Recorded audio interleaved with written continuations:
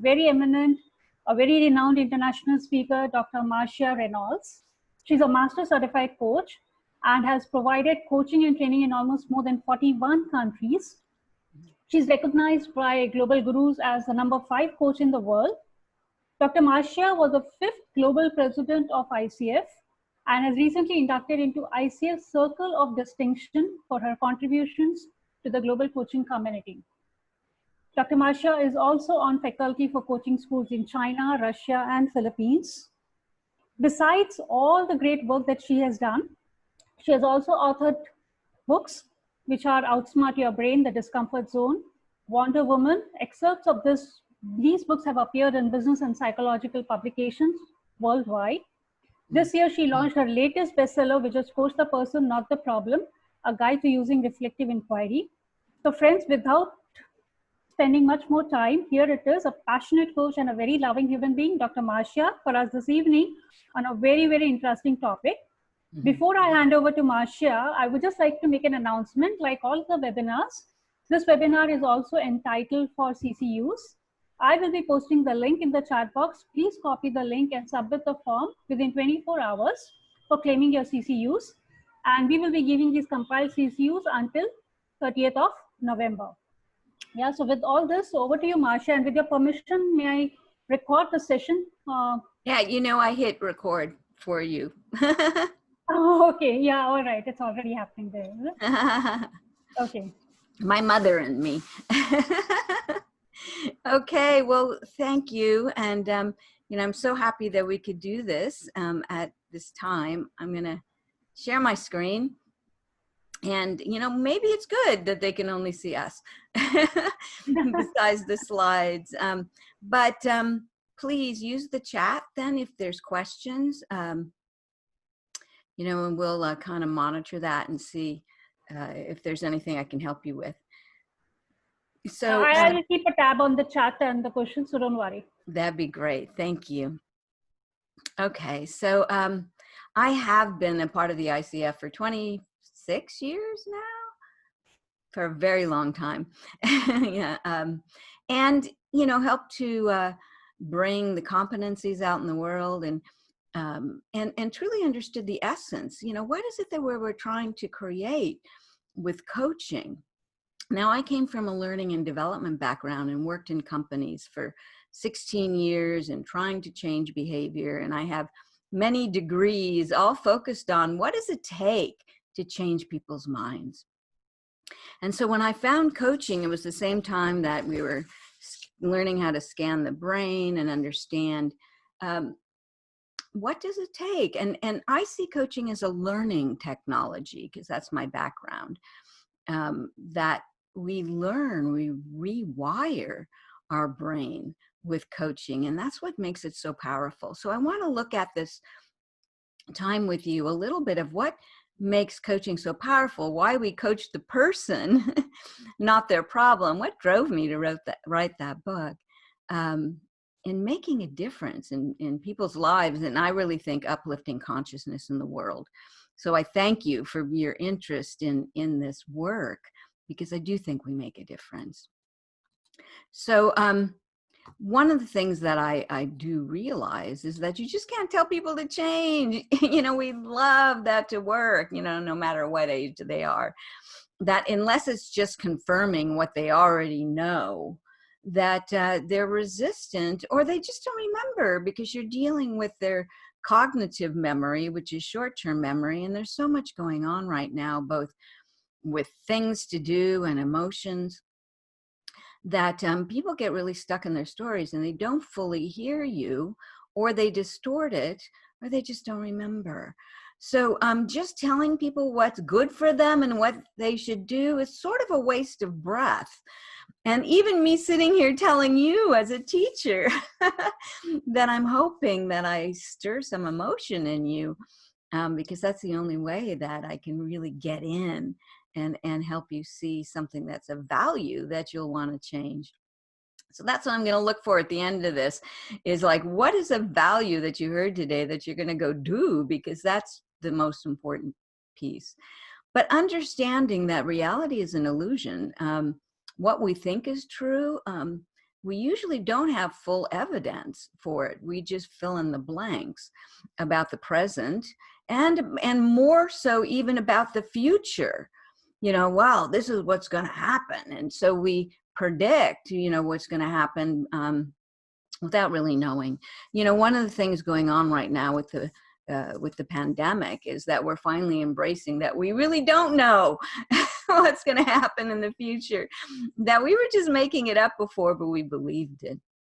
So the thing is when we look at what we're trying to do with coaching, it's just have people look at their stories that they're telling about the present and the future, so they can start to examine how the stories, what serves them and what doesn't serve them in the moment, what needs to shift in terms of the elements of the story, the beliefs, the assumptions, what they're upset they didn't get.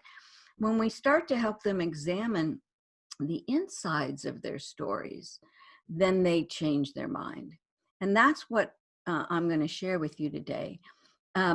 So even information, like how many of you know you should be doing something, and that's good for you, but you just don't do it? So even good information doesn't necessarily change our behavior. So like Daniel Kahneman in his book, Thinking Fast and Slow, he says we're just lazy thinkers, that we don't want to think that hard. So there's the whole range of, well, I don't really want to do the work, to all the way as it's scary to challenge my beliefs, and I won't do it on my own. I need someone outside of me, what the neuroscientists call an external disruptor, to make me stop and actually look at my stories in order to make a change.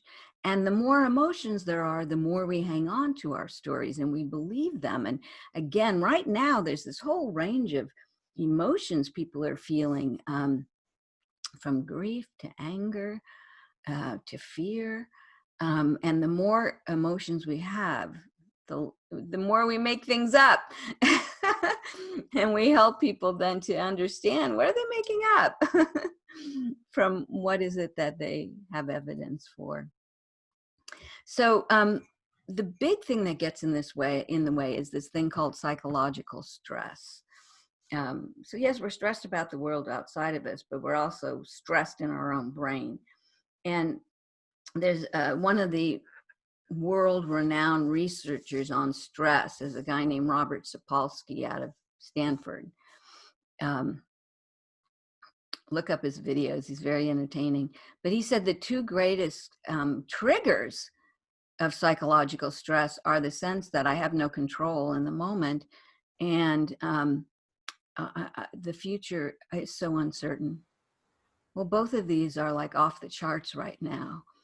People feel like, things right now in the present are out of my control, other than maybe cleaning off my desk, which is a good thing to do. And I have no idea exactly, like, what a year from now, what's the world going to look like? So this overpowers our own, what we call observer mind, where we can set back and self-reflect. We're just not doing that. So now is the time. It's so important for coaching to step in and to help people think, and again, not advice giving, consulting, managing, telling people what to do. It's just not that effective. To really coach them to understand their thinking so they can see a way forward is the power that we have with coaching. So it's true, especially right now. Sometimes people just need a sounding board to talk things through, and a few good questions. I had a client for 8 years. She was a bank president, and boy, she would save things up. And when I'd see her, there was just so much she needed to talk about that I would give her some reflections and some questions here and there. But at the end, she always said, thank you, thank you, thank you.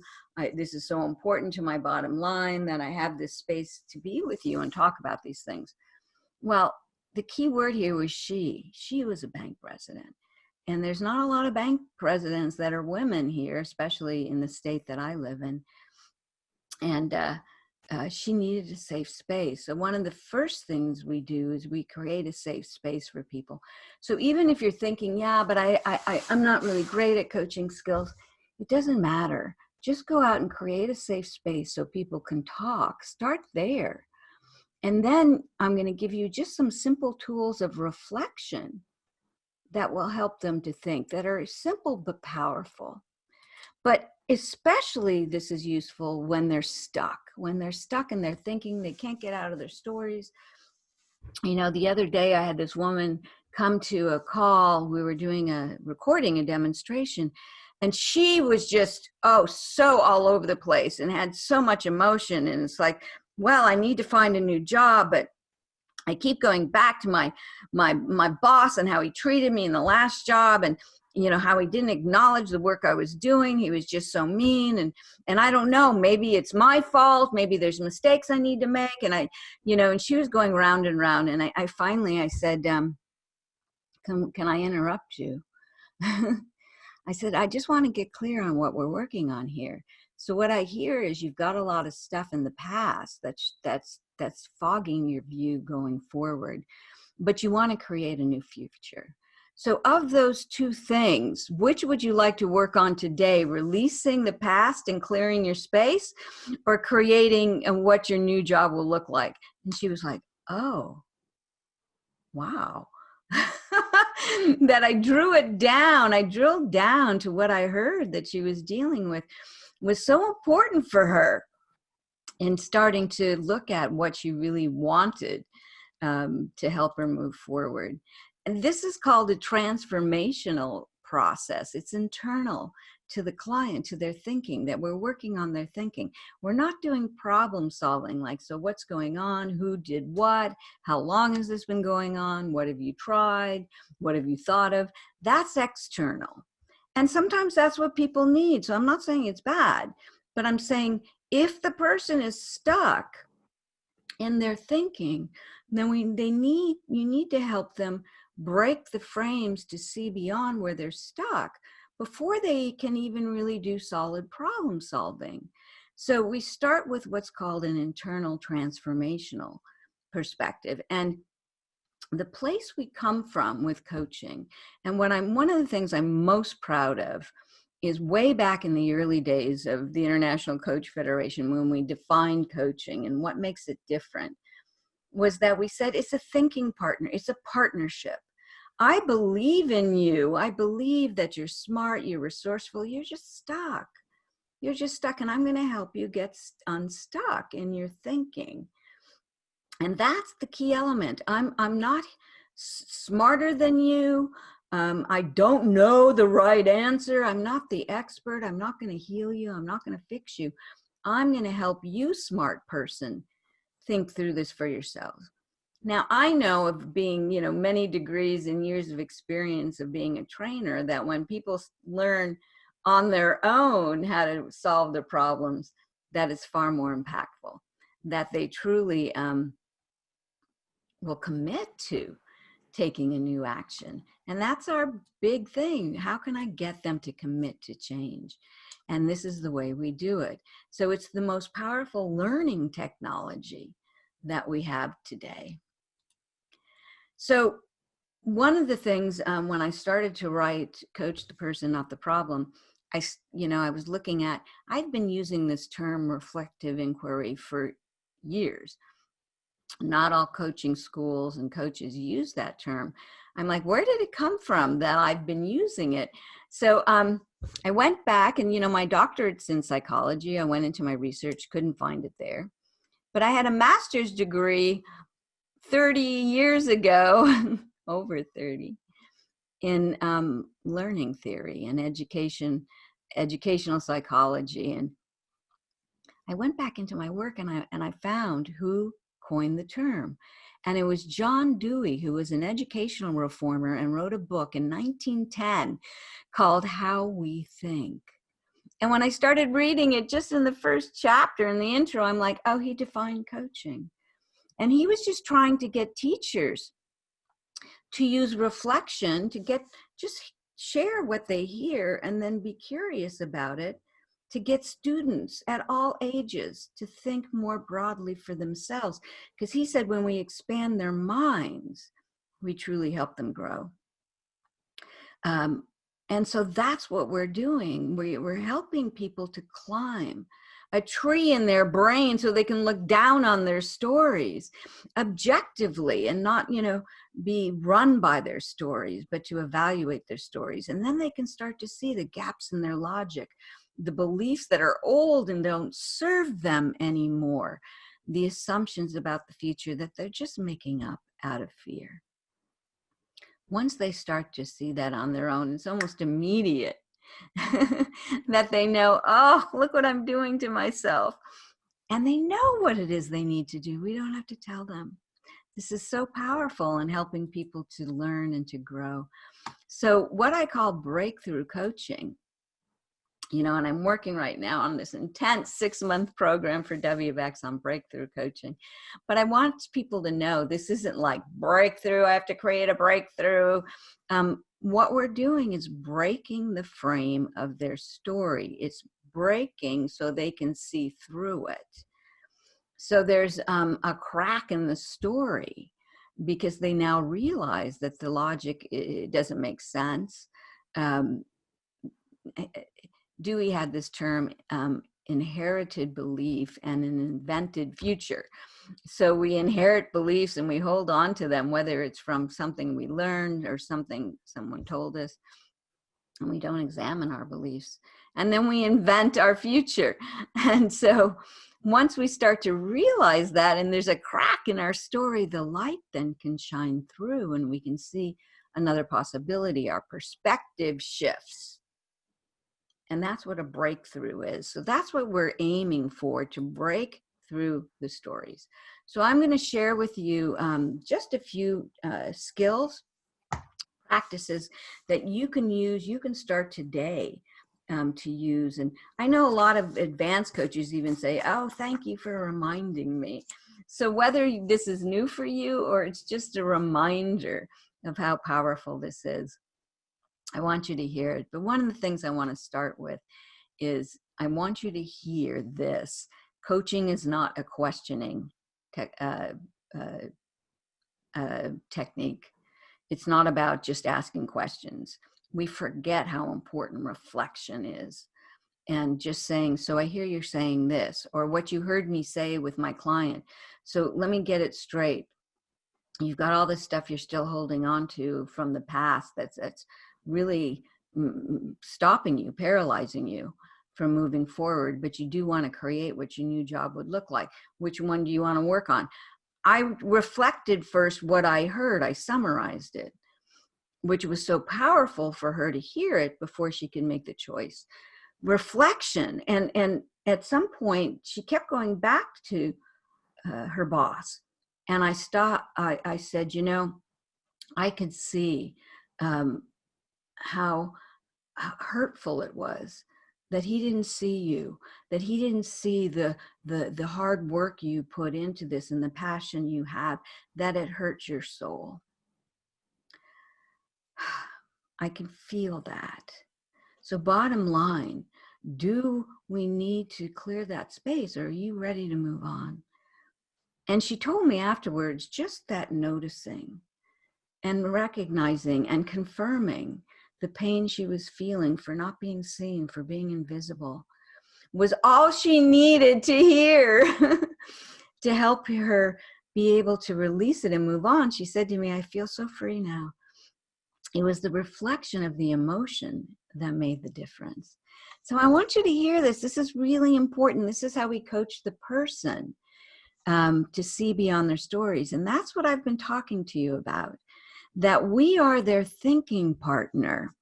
Again, they don't need you to fix them, to show them the way, this is what the best way to do it. They need you to reveal what's blocking them to know what to do. In my years and years of experience, even like new leaders that don't have a lot of experience to draw on, they've had leaders they've worked for. And, I often say, when they say to me, I don't know what to do, tell me. I'll say, okay, I can, but I'm just wondering, you've you've had some leaders in your past. Can you tell me what about the leaders you work for made an impact on you? And which are the ones that, you know, that it was really negative that you don't want to repeat? And they start to explain the behaviors that they want to create that will make them into a great leader. I didn't have to tell them. I didn't have to tell them. I don't live in their environment, you know, so me telling them may work, may not work. And they may, oftentimes, when you tell them, they then don't have the courage to go do it. They come back with excuses why they couldn't do it. They had these tasks come up, or, you know, something else. But if they see it themselves, they commit. So be their thinking partner. Know that the middle brain, you know, is where we store all of our stories. And we live by our stories all day long. From the moment you wake up, you have a morning story. This is what I do in the morning. Even this morning, because I was starting very early for me so I could be with you, I still got out and got in 2 miles because I got to have my walk or my run in the morning or I won't have a good day. That's my morning story. And you know what? It's a good story. So I'm not going to change it. So some stories are good. But then there's other stories that we tell ourselves. Oh, I have to respond to everybody that links to me and makes comments on LinkedIn. You know, I can't do everybody and get my work done. I can do it quickly, but I do my best. You know, so there's many, many stories that we hold. And in coaching, you know, this defines who I think I am. You know, so helping people to understand who they are. So me even recognizing that woman about being invisible and her boss not recognizing her hard work and her passion. That's who she sees herself as, and he was not seeing that. So our stories define our identity and our reality of the world around us. So again, what we're trying to do is look at how the story is creating the block. But they have to see the story. It's like, you know, you want people to see outside the box, but they can't see outside the box till they see the box. They can't see outside the story until they actually see the story. So we first start by, you know, we define where we're going, you know, what is it you want to create? But then we need to listen to their stories, because it's within the story we start to hear these beliefs and how they frame it. And what it is we need to reflect to help them understand what's not serving them. So this is what's called an external disruptor, that by just reflecting back, here's what I hear you saying. You know, like oftentimes leaders will say to me, my team, they're so resistant. And I'll say, well, oh, is it the entire team? Are they all resisting you? Well, no, it's not the entire team. It's just a few. Okay, so let's take a look at that. So what's going on with those few people? Well, actually, it's just this one person that's causing them to react. It's that one person I need to deal with. So sometimes we just need to narrow down the story. You know, we get just so stuck in the emotions that we're really not looking at the specifics. So we use a coaching approach, whether, again, you're a trained coach or you're a, you know, HR professional. I spoke this week to a big group of HR professionals and talked about how can they use a coaching approach to their conversations, even if they aren't a trained coach. And that's why I love reflective inquiry, because you can use reflection to get people to start thinking. And this is how we learn. So in the middle brain, when we get people to see things differently, it's called insight-based learning. It's the same process as creativity, where all of a sudden something pops through and go, oh, okay, now I see. Or they could get angry and maybe embarrassed. Oh, I've been doing this for so long. And sometimes they cry. You know, this is why I wrote the book Discomfort Zone. Like, okay, creating discomfort's okay. You know, because when they see a new sense of self and reality, it causes an emotion. But as their perspective expands, they will move through the emotions. We hold a safe space for them. so then they can rewire and see something new, and they will. It's just sometimes an emotional process. That's okay. In fact, it's good. So transformation, once you have a new insight about yourself and the world around you, you cannot unlearn it. That's what's so beautiful about this. Once I understand, oh, that's what's making me do that, I can't forget it. I can't forget it. And because I've seen it myself, then I will commit to the next action that I will take. I may not commit to you if you tell me, really. Maybe I will for a short time. But if I create it myself, I will commit. And that's why we coach. So that's coaching the person, not the problem. So I want to go through a few skills that you can use in order to do this. The second skill is called what I call goal tending. You know, this is really fascinating because I know in my coach training 25 years ago, we didn't really put a lot of emphasis on this. And for years, I didn't really understand the power of getting very clear on where we're going with this conversation. So it's not about asking them at the very first sentence, what do you want to do today? What do you want to talk about? That's okay to open the conversation, but that doesn't design what is it the person really wants. So when you heard me say to that woman, I hear that there's still a lot of emotions you're attached to around what happened in your last job, which was a year ago. Do you need to clear that space? Do we need to talk through that to see, what is causing this fog in your brain, or are you ready to move forward? Do you want to create a vision of the future? I often use distinctions. I hear this is a problem and this is the problem. Which challenge would be most critical for you to resolve right now? It's really important, especially people that have a lot of emotions, that you pin them down, and you can interrupt if they start circulating and repeating themselves. Just say, can I share with you what I've heard? I think I have the essence of this, of what you're telling me. And then you drill it down to what they want to create. So we need to know what is it they want to happen instead of what's going on now. So this isn't about the problem. It's about what they want to create. And it could be emotional. I just need to release this so I can feel free enough to see the future. It could be that. But oftentimes it's, here's what I want the relationship to look like. Here's what I'd like going forward. We need to get clear on that, and that will change. This is why I call goal tending, because that will evolve, could evolve throughout the conversation. I was coaching this woman who was needing to go back to work after a medical leave. And she started by saying, I'm afraid that I don't have the stamina, the physical capability to be there all day long. And I said, so is that what you want to work on? How you will deal with if you don't feel up to it in a day? Or is it building your stamina?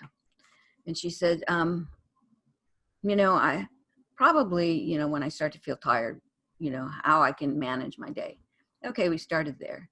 But after a while, she said, you know what, I know what it is I need to do. It's more about, I'm worried that people are going to judge me, that I'm not up to the job. And I said, okay, do you want to work on that? How you will manage your reactions to what you perceive as judgment. And she's, and then I said, what would that look like?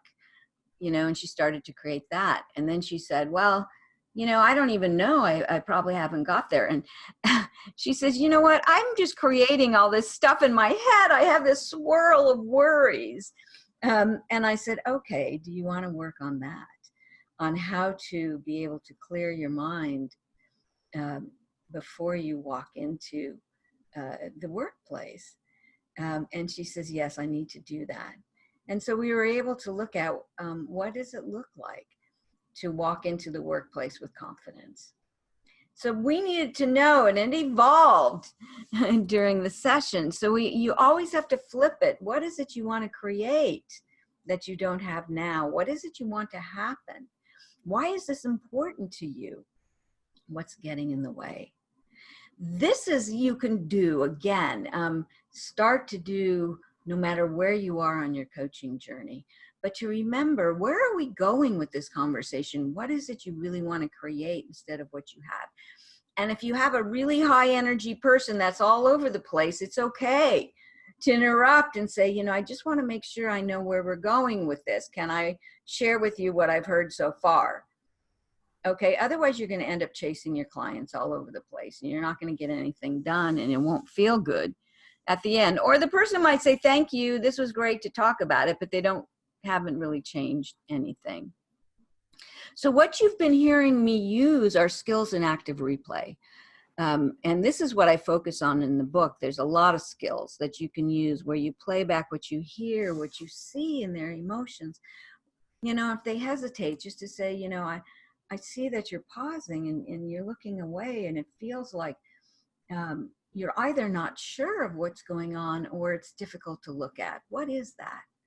So we sense, you know, what's behind their hesitation and we share it with them and let them respond and we accept their response. So we start by, you've heard me use keywords. I narrow it down, I drill it down, I recap to the key phrases and words they use. This takes practice, but it's so powerful. The better you get at summarizing and drilling down to key words, the better it is for the client to see through the fog. Always offer your observations of whenever they deflect, you know, and they start to change the subject, they hesitate, they show resistance. Just say, you know, I see that was difficult, you know, and it caused a reaction in you. Tell me what the reaction is. Tell me what the reaction is. This is why we need to monitor our own emotions and stay present. Always notice energy and emotional shifts because there's something behind it, something behind it. But at the end, always acknowledge them for their willingness to have this conversation with you, you know, and their willingness to be vulnerable and to see a way forward, because that cements the commitment to action. So again, remember every little emotional shift. You know, I was coaching a manager and he was going to have a difficult conversation where he had to demote a supervisor, and he was afraid she was going to react badly, maybe quit. And all of a sudden he said, but I thought she'd be the one. And then he went back to his conversation. And I said, what went on there? You got really quiet and almost sad when you said that. Tell me what happened. And he, very embarrassed, said, I think I promoted her too soon, which changed the conversation, because he could then say to her, you know, I see so much potential in you and I was so excited I promoted you, but now I'd like to step back and get you the support you need to be a good supervisor. Would you be willing to do that? It changed his conversation just by me noticing. So always notice and just be curious. Just be curious. We have to allow people emotions. They have to feel safe. So they can explore with you. And it may be the only place during the day that they could actually fully be themselves with everything they feel, because they can't do it other places. They can't do it as a leader. They can't do it as a parent. So we offer that safe space. So don't get attached to their stories. We hear what they say. I call this, it is compassionate detaching, but it's also non-reactive empathy. We take in their emotions, we understand it, we have empathy, but then we have to breathe and let it go. Don't feel it with them, because then we can't coach them. So be very careful about that. So essentially, you know, and there's not a lot I'm going to go through deeper at this point, but once we get where they're going and some of the things that are getting in their way. So again, I need to know, what is it you want to create that you don't have now? But what's really getting in your way of creating that? Because I know you're a really smart person and something's getting in the way. So we start to establish that, and then we can go deeper into really looking at what are those beliefs, assumptions, what is it that they need, they didn't get, you know, like with the woman I first mentioned that she was not being acknowledged for her hard work and her dedication. And she works very hard and she needs that acknowledgement. And maybe her boss recognized it, but didn't think that he should do it. But that was a social need for her. And I saw that. And so I just gave it to her. I said, I can see that it hurt that he didn't acknowledge that in you. And that's what she needed, to kind of let it go. Sometimes it's a value. And I know, because I do a lot of coaching, you know, I'm on a coach training school in China, and I do a lot of webinars for you coaches in India. And I'm presenting an advanced coaching course with my friend Julius and through Manila, starting I think next week. Boy, August is going fast. And so I understand, you know, some of the difficulties in terms of you know, sharing with people you know, what's going on with them, and that there's also values conflicts that you often live by because family is so important. And how many times I've heard the word should. I should do this. You know, I've got these people to take care of, and so I should stay in this job even though I hate it. You know, so the word should comes up, and I always explore the should. You know, so how deep is this that you're stuck in the should, that you are unhappy and you can't do what you want? Is there any middle ground between what you want and what you should do? Shoulds represent a value conflict. And so you always look at the should and see whether the values you had that are in conflict behind it. So we start with reflecting. So this is what you're saying, and there seems to be something else going on. But notice those key words, notice their emotional shifts, notice when they say, I need this, or I should, or anytime they use the word but, usually what follows the but is a fear. Yes, I have to have that conversation, but I know the person's going to react really badly. Okay, can we look at what does react really badly mean? And is that what you want, to look at dealing with their possible reactions? So always explore what's behind the but, what's behind the but. And you can be dead wrong. You know, it's like, wow, it sounds like this is what, you know, what your boss didn't give you. She could have said to me, no, you know, he would acknowledge what I did. But I think that he just didn't like the way I presented it, and he didn't like the voice I used, and he wanted me to be something different. Okay, great. That was information I needed. So people will tell you what it really is if you're wrong. So if you are wondering, is it just an interpretation? You know, if I say to someone, wow, you seem really sad, was I interpreting that or did I pick it up? It doesn't matter. It doesn't matter. Just say, wow, you got really quiet. It seems like you're sad. They'll either say, yeah, I'm really sad about it, or no, I'm not sad. You know, I'm just, I'm a little irritated by what happened, but I just don't know what to do. That's okay. We go deeper into the conversation. So we accept what they give us as this is their perception. You know, I had a woman I was coaching, a very high level senior director. And sometimes when we say things to people, they disagree, but then they come back. She was very high strung, talked very, very fast. It was all over the place. And then she got into talking about, and my kids, they really irritate me. They're not doing their homework. All they want to do is eat pizza. And I just reflected to her, it seems like it's one more irritation that they're not doing what you want. Well, she started screaming at me, you have no idea, you have no children, you know, so you don't know what's right, which I didn't tell her it was right or wrong, but, you know, that's okay. She just screamed at me and then she hung up on me. I'm like, well, okay, that's whatever. But of course, she called me back. It took a day, but she called me back and said, okay, you're right. I'm trying to make this too easy. I want them to do what I want. I have high expectations for them. Shouldn't I have high expectations for my kids? I'm like, yeah, you should, but that's, what's the issue here? Is your high expectations or your interaction with them? And she's like, yeah, it's my interaction. And so we started to take a look at that. So don't be afraid to be wrong. It's okay. And then the final skill, we try to understand where they're going.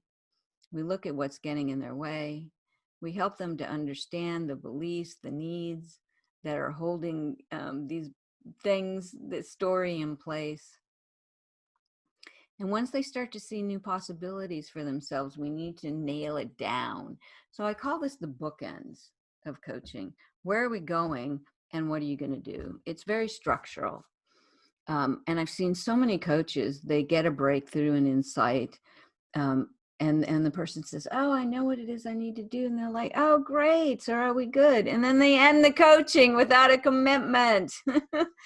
So especially when there's a breakthrough, you need to get them to articulate it. So what's emerging? What just came up for you? Tell me what you now see. Because if they don't articulate it, it may not be crystallized, and then they won't act on it. So get them to crystallize the insight and then say, so what are you going to do with that? So go to an action immediately once they have an insight. What are you going to do with that? And see if they know. And this could happen 10 minutes into coaching. It could happen 30 minutes into coaching. There's no idea that coaching must be an hour or 40 minutes. It's if they have an insight, ask them what are they going to do with it. And if they make a commitment to action, just, then we move to, so when are you going to do that? Could anything get in your way? Is there any other support you need? I always ask that when they say, this is what I'm going to do. When are you going to do it? My clients hate that question. When are you going to do it? Could anything get in your way? Is there any other support you need? And the getting in way could open up a whole new thing around the coaching. If they say, oh, yeah, I want to do this, but here's what's happening in the company. Okay, so maybe we need to take a look at that. Or maybe you can move into a new topic. My clients come with a list of things to work on because they know we're going to get through each of them in 10, 15 minutes and then move on to the next. So we get to 2, 3 dilemmas in a coaching session. I believe reflective inquiry makes our coaching much tighter and more profound. So the habits you need to create in order to do this is primarily how we make people feel safe. How we make people feel safe so they'll explore their stories with you. So we need to align our brains. I'm going to quickly go through this because I want to be able to answer your questions. We receive what they give us without judgment. Without judgment. So there's a lot of things on my website, visualizations, and if you look under discomfort zone and coach the person, if you type in resources, you'll actually find a hidden page of resources, little videos and things that will help you. So that's a secret. But I know that a lot of you have heard of the M-braining people because they've done a lot of work in Asia.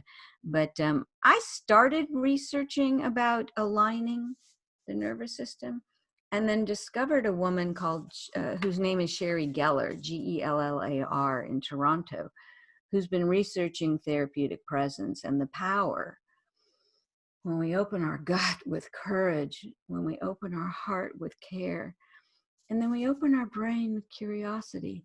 If we just take a moment to do that before the coaching, we actually create a space of safety from the moment we engage with them. And then whenever we start to feel a little uncomfortable, where's the tenseness? In my gut, in my heart, can I release it and come back to being present? This is really critical. So I encourage you, in both my last 2 books, I go into how to do this and the power of it, but you can find it on my website, how to do this. But this is how we create psychological safety. And then, like I said, we receive what they say. Don't judge it. Just appreciate. This is where they are right now. Don't make them wrong. No, you shouldn't see it that way. No, that's the way they see it. I need to hear your story so I can help you see beyond your story. So then we reflect what we hear, what we see, and we notice their expressions without judgment so they don't feel judged by you. It's so important that we do this. So the last thing is to catch and release judgment, which I realized about 3 years ago is an emotion. I can feel it in my body before it even comes out of my mouth. I got that from teaching in China because my value system is often in conflict with theirs, and somebody will say something in coaching and I can feel this, and I'm like, that's crazy. Here's this person that wants to achieve something very powerful. Don't judge them. So the whole thing about what's right, what's wrong, this should happen, that should happen, who am I to say? Who am I to say? Can I just come back to caring about this smart, resourceful person who's sitting in front of me? So remember, even when you think you need to jump in and tell them what to do, you're judging them that they can't do this on their own. So can you give up being the healer or the fixer in order to be the coach? That's my question to you. To be most powerful in changing their mind and changing their lives, we have to give that up. That's who I am, that I am a thinking partner to a smart, resourceful person. So I have to give up knowing, I have to stay curious, and I have to believe in their potential, that they're creative, resourceful, and whole. So we could go down this journey together as they help them think. So I would love for you to write what was so powerful for you today in the chat box. And if you have questions, we'll take a look at that. The thing is I want you to remember mastery is the deepening of presence. It's not you have to be a perfect coach. I don't know a perfect coach, so it's like, oh, I have to be perfect with the competencies and the skills of coaching. Work on presence. The skills will come. The skills will come with practice. In my coach training, Thomas Leonard, who actually founded the ICF, he was leading our first class, and he said, go out and coach. And we're like, well, how can we coach? We don't have any skills. And he said, just go love them. Just go love them. And I'll never forget that even my first clients, the testimonials they gave me were so amazing. And I didn't know what I was doing. I barely was coaching, but I gave them a safe space and just, reflected what I heard was important to them. And what I also heard was getting in the way.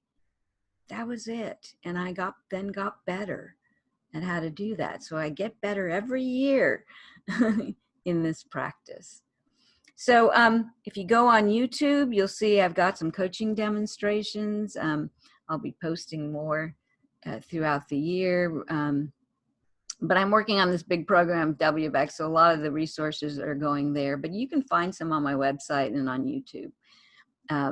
So I'm happy to share with you.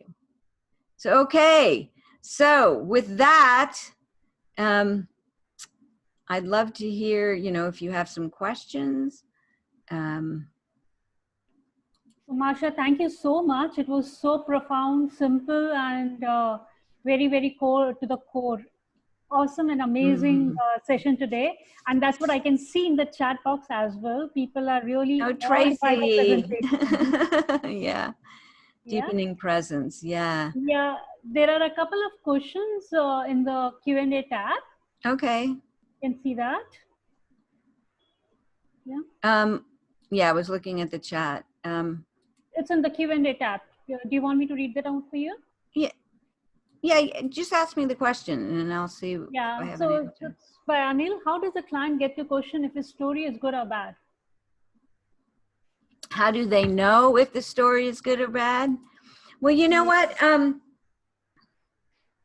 We look at, is the story getting in the way of what they want? This is why it's so critical that we define where we're going. What is it you want to create that you don't have now? What does that look like? Or is it just for now, just, a feeling that you want to carry forward? that will help you to create. I need to know where we're going in this conversation. Then when we look at the stories, it's clear, you know, what's serving them about their stories and what's not. You know, so like with the woman up front, you know, it's like, what about her past could help her define the future? And we use that. It's like, okay, that boss didn't work for you. What kind of boss do you want going forward? What requests might you make of your boss? So we used a little bit of her past story to help her define her future. But she didn't need to create the past story, and certainly she didn't need to think about it every day, you know, which was paralyzing her. So, you know, to look at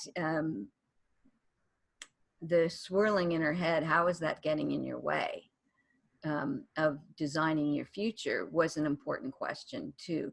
So we examine the story together. It sounds like you believe this is true. Do you have evidence for that, or is it just something that you know, you've been holding on to for a long time? You know, like I always said, my boss didn't like me. Well, did he not like me? Or did I threaten him? You know, and now when I look back, I understand, I think I was a big threat to him. You know, I probably scared him more than disgusted him. You know, but it made me recognize I have to be careful in pushing my ideas with people. You know, that some people take that and some people don't. So we explore the stories together to see what serves them or not. We don't tell them what's right or wrong. We explore the stories together. Okay, what else? Yeah, so a major struggle for people coming into coaching from L&D space is refraining from teaching or providing solutions. Yeah. What tips can help a new coach break this cycle? And how can a person who still maintains a coaching and training business manage the different approaches? Yeah.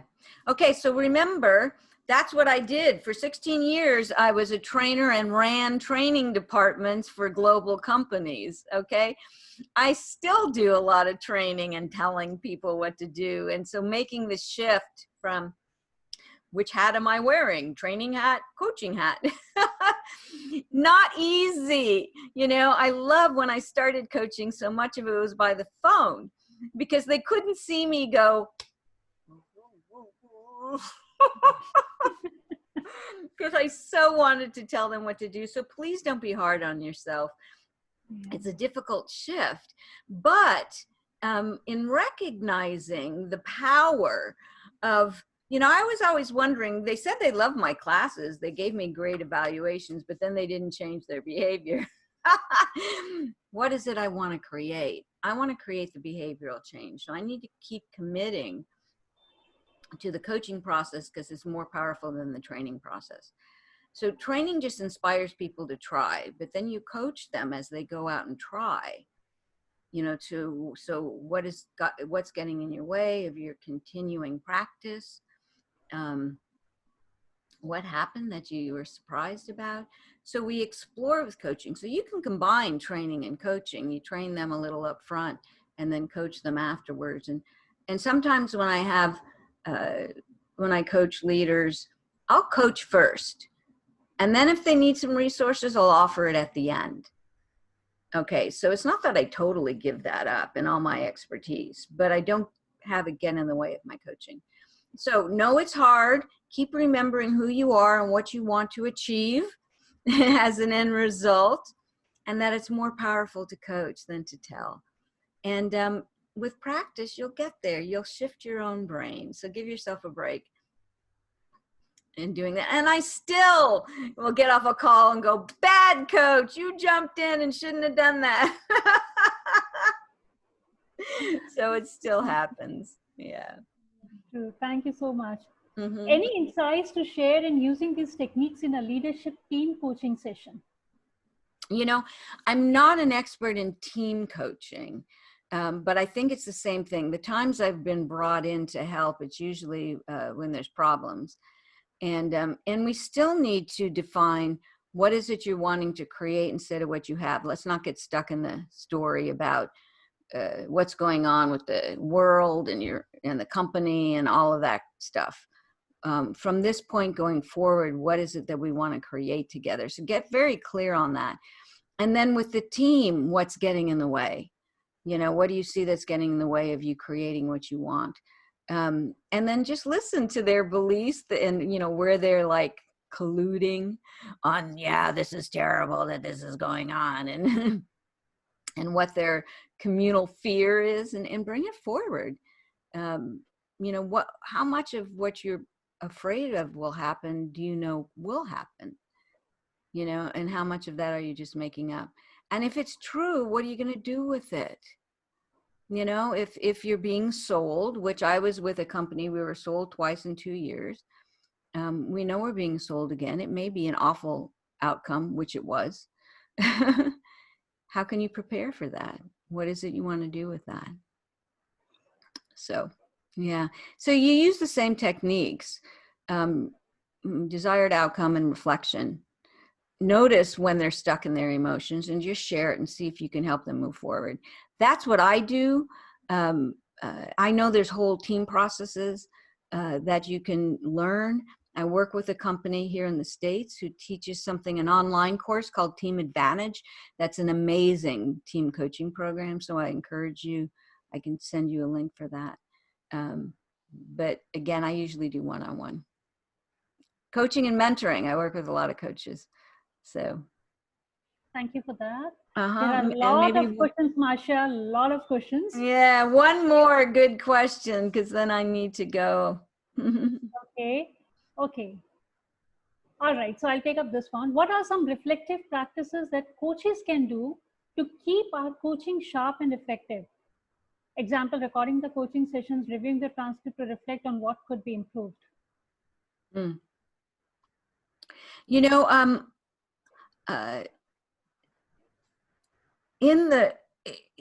It's why I wrote Coach the Person, Not the Problem, because I was looking at what is it that coaches aren't doing? What are they misinterpreting? What did they forget from their training? And the stupid things that we believe, and I don't know where they came from, like coaching is only about asking questions. Who said that?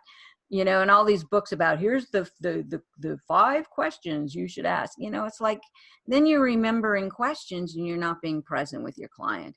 So again, remember to stay present. If you reflect and then just ask what you're curious about, the question will come out of the reflection and it will be powerful. So quit trying to remember, what was that powerful question? Or what should, don't do that. Don't do that. Don't do that. You will go away and they will notice it. And some schools teach that you can only ask open questions. We never said that. I often ask closed questions. You heard me say, okay, here's what I hear that you, that are getting in the way, the past and your vision of the future. Which do you want to work on? Which do you want to work on is a closed question. It's a clarifying question.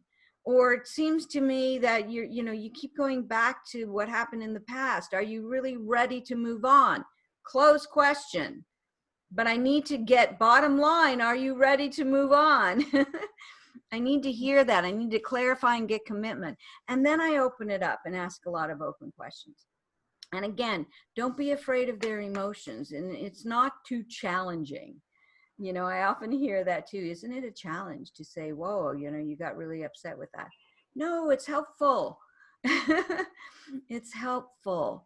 So don't be afraid to reflect what you hear, what you see, what you sense is going on, and then accept whatever they say in response.